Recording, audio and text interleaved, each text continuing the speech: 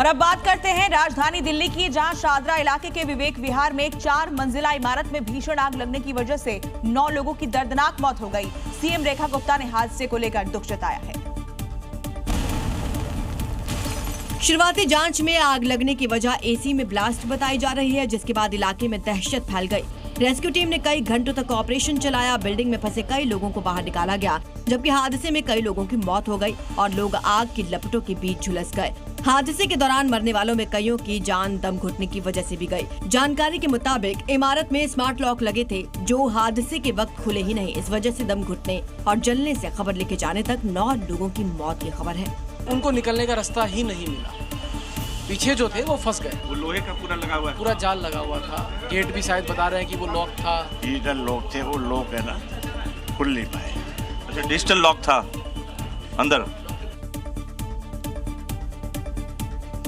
अब आपको बताते हैं कि एसी में लगातार बढ़ रही ब्लास्ट की खबरों के बीच आप किस तरह सावधानी से दुर्घटना को टाल सकते हैं। सबसे पहले एसी की सर्विसिंग बहुत जरूरी है। बिना सर्विस एसी चलाना मतलब खतरे को दावत देना। एसी में जमा धूल गंदगी सर्विस से ही हटेगी, तो वहीं लो क्वालिटी वायरिंग भी कई बार खतरे का कारण बन सकती है और इससे आपको बचना चाहिए। वहीं गर्मी के दौरान लगातार कई घंटे तक एसी चलाने से भी आपको बचना चाहिए। बीच बीच में कोशिश ये करें कि एसी को आप बंद कर दें। एसी के आउटडोर को सीधे धूप में लगवाने से भी आप बचें। हवा पास होने के लिए खुली जगह होना भी बहुत जरूरी है। इसके अलावा आपको बता दें कि बीच बीच में गैस लीक को चेक करते रहना भी बहुत जरूरी है, क्योंकि गैस लीक होने के चलते भी एसी में ब्लास्ट का खतरा बढ़ जाता है। ये कुछ उपाय है जिन्हें आप अपना सकते हैं इस गर्मी में।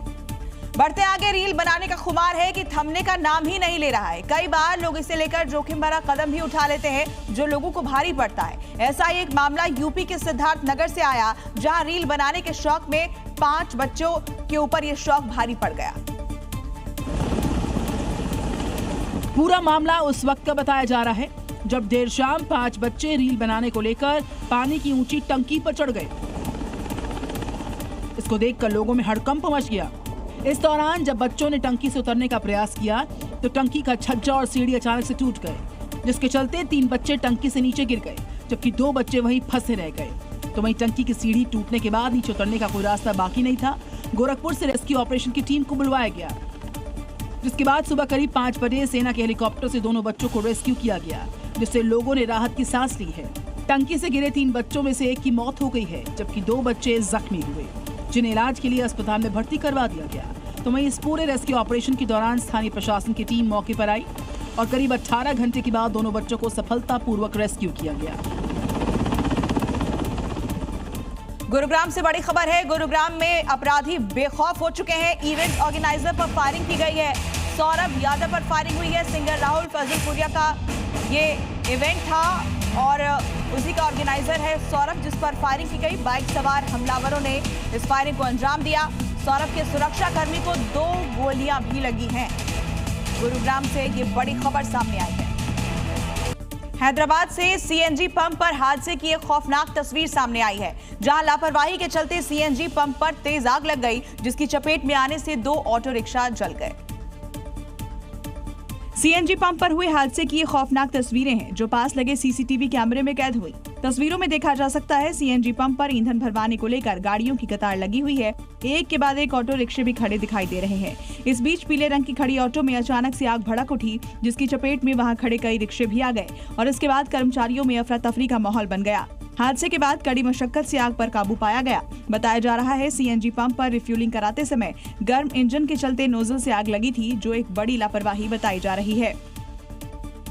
हादसा कब और कहां हो जाए ये किसी को नहीं पता। ऐसे में गाड़ी चलाते हुए हमेशा सावधान रहें, खासकर तब जब आप हाईवे पर हो, नहीं तो एक छोटी सी लापरवाही भी भारी पड़ सकती है। ऐसा एक मामला गुजरात के अहमदाबाद से आया है। दिल दहला देने वाली ये तस्वीरें अहमदाबाद वडोदरा एक्सप्रेसवे की हैं, जहां बेकाबू रफ्तार के चलते एक बड़ा हादसा हो गया। हाईवे पर आगे चल रही बस में पीछे से आ रही तेज रफ्तार कार सीधे घुस गई, जिससे कार के परखच्चे उड़ गए।